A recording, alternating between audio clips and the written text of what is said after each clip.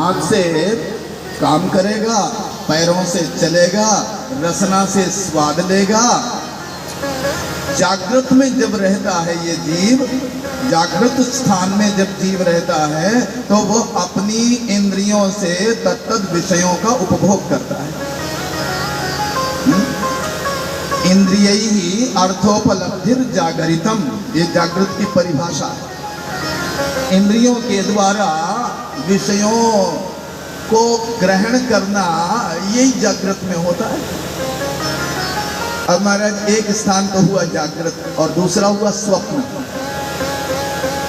महाराज स्वप्न में, स्वप्नावस्था में, स्वप्न स्थान में इंद्रियां तो काम करना बंद कर देती हैं। आंख से देखते नहीं, कान से सुनते नहीं, पैरों से चलते नहीं है, लेकिन ये जो अपना मन है ना, ये मन स्वयं विषय बन जाता है, विषयी भी बन जाता है, विषयों का दृष्टा भी बन जाता है।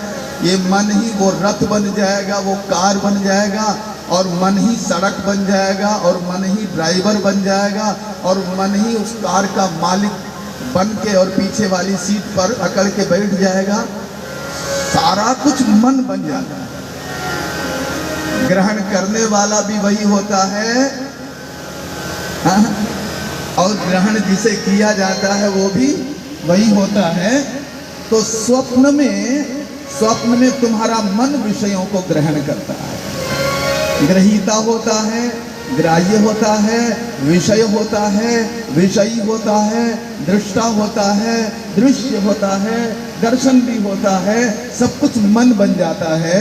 ऐसी जो अवस्था है, ऐसा जो स्थान है, उसको बोला जाता है स्वप्न। बोलो हर हर, है ना? ये दूसरा स्थान है। और तीसरा स्थान क्या है? तीसरे स्थान को कहते हैं सुषुप्ति। सुषुप्ति कहते हैं जब आप घोड़ा बेच के सो जाते हो, हाँ? बोले ऐसे सोए कि कुछ जान ही न पाए। तो सुषुप्ति में महाराज घोड़ा बेच के सो गए, अब तो कुछ जान ही नहीं पा रहे हैं।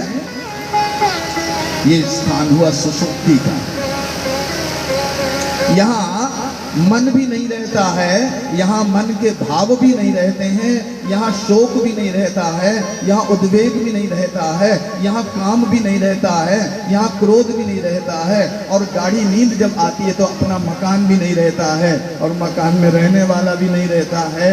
और तुम कामी हो कि क्रोधी हो, ये काम क्रोध के भाव भी नहीं रहते हैं। और जब गाढ़ी नींद आ जाती है तो महाराज अपनी श्रीमती जी भी नहीं रहती हैं, और अपना बेटा भी नहीं रहता, अपनी बेटी भी नहीं रहती, सब हो जाते हैं अज्ञान में।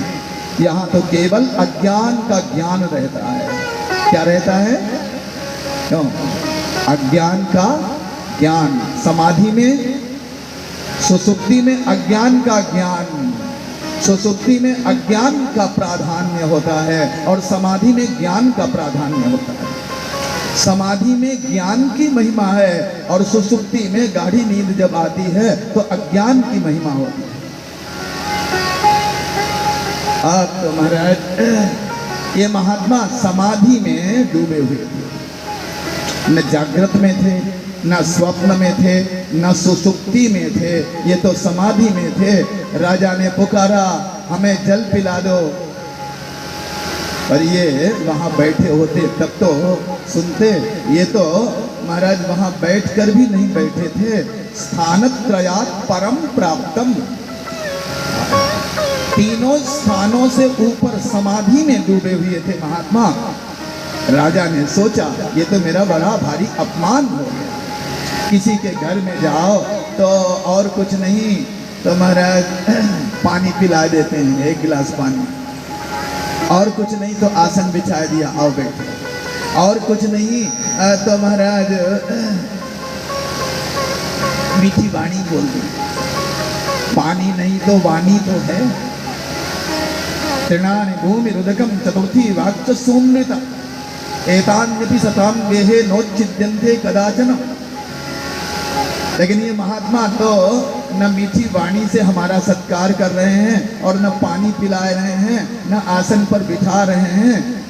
ये तो हमारा बड़ा भारी अनादर है। हम राजा हैं और हम राजा हैं, इसके द्वार पर आए, इसके आश्रम में आए और ये हमारा सत्कार नहीं कर रहे।